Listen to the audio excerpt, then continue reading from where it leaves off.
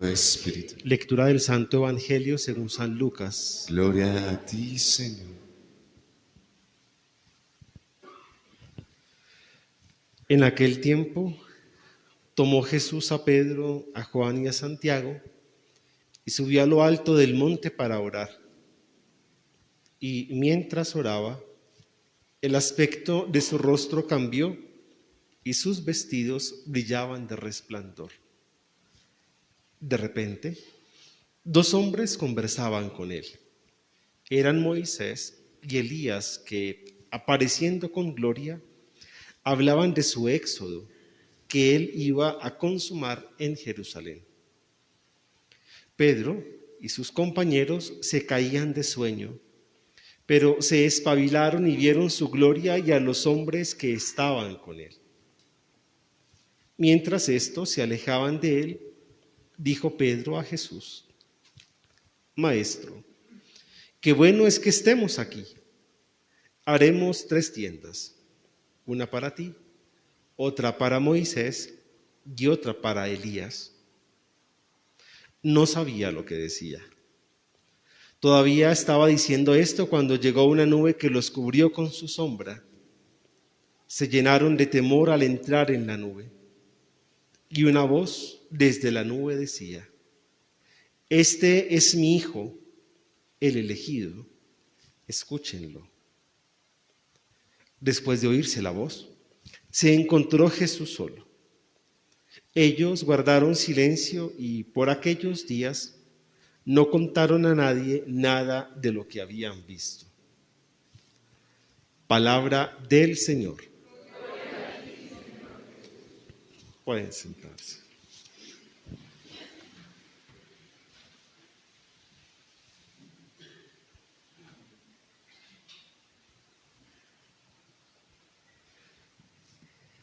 Si el punto de partida del camino cuaresmal es el desierto, el punto de llegada será la gloria, el resplandor, la contemplación de un Dios vencedor sobre la muerte. Por eso el pasaje de este domingo es el relato de la transfiguración. En medio de las dificultades propias que tiene el seguimiento de Cristo, se necesita tener con claridad cuál es el punto de llegada para poder alzar la cabeza, para poder tener ese referente y marchar con una convicción de que, conociendo hacia dónde tiende o quiere ir nuestra vida, pues podamos con facilidad ponernos en ese camino, en esa búsqueda y ser capaces pues de reconocer que todo lo que hagamos no nos lleva al fracaso, sino por el contrario a alcanzar quizá el máximo premio, que es la felicidad o la santidad. Ese es como el sentido o el deber ser de lo que hemos escuchado. Ahora sí vamos a entrar quizá a comentar algunos detalles propios de esta liturgia. Lo primero es reconocer la montaña también como lugar de encuentro con Dios. Muchas veces en la vida queremos encontrarnos con Dios, pero no sabemos cómo hacerlo. Lo que se nos da en este Evangelio es un escenario, y ese escenario implica tomar distancia, de apartarse. Y me atrevería a decir que en la oración cotidiana tenemos que hacer este tipo de experiencias, y para eso creo que sirve la oración, para tomar distancia un poco, para alejarnos de esa realidad que muchas veces nos abruma y a lo mejor desde la altura ver con tranquilidad, con serenidad las cosas. Y eso nos da un nuevo punto de vista. Cuán importante es confiar y empezar un camino de oración. Queremos ver a Dios, pero no buscamos los medios, no buscamos los lugares, no tenemos o no nos damos los espacios de encuentro con Él.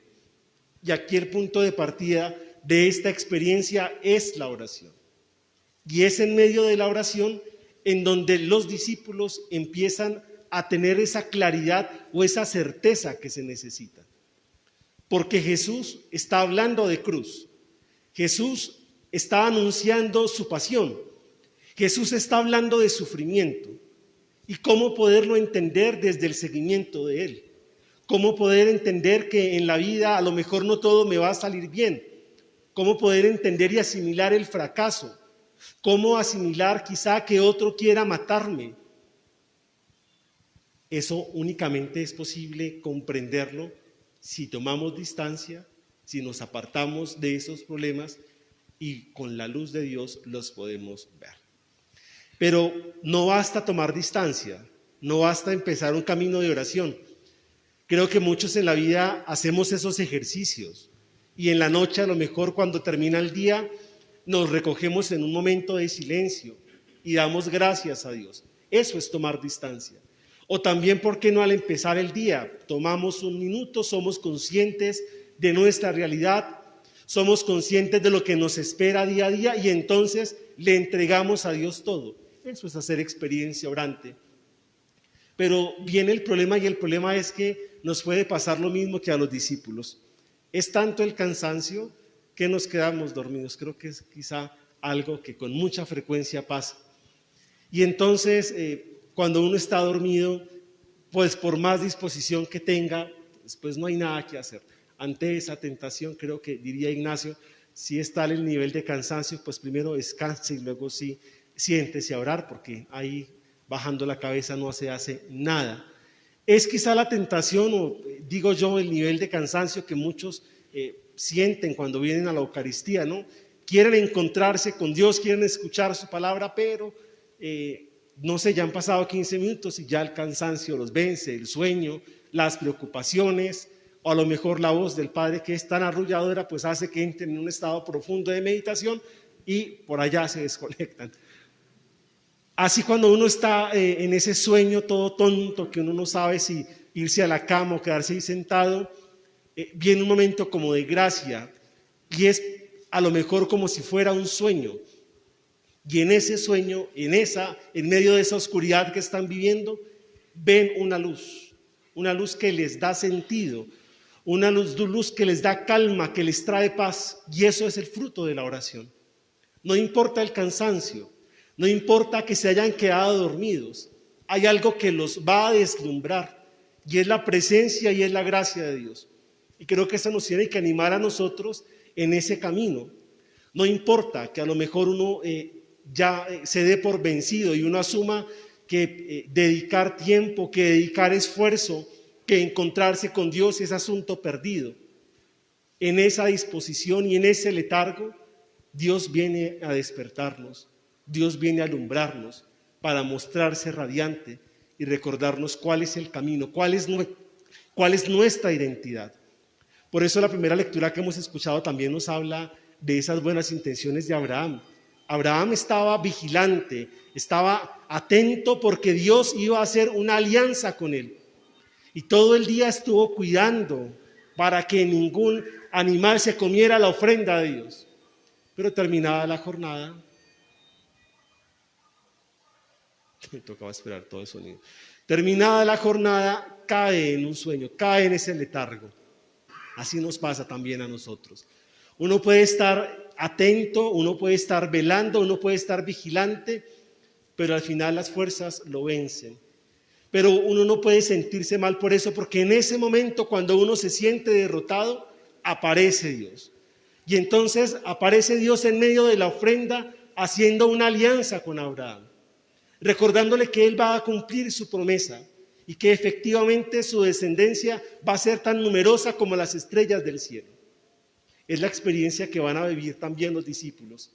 Se han quedado dormidos, no han podido mantenerse vigilantes, no han podido a lo mejor esperar como el Señor quisiera, pero Dios pasa no castigando, Dios pasa alentando, Dios pasa llenando de vigor, dándole sentido y plenitud a la vida. Cuán bueno es aprender entonces a confiar y aprender a esperar, y aun cuando nos sintamos derrotados en la vida, tener la certeza de ese Dios que viene a nuestro encuentro, de ese Dios que viene a mostrarnos su rostro y a decirnos que vale la pena seguir intentando, que vale la pena levantarse, que vale la pena volver a la realidad.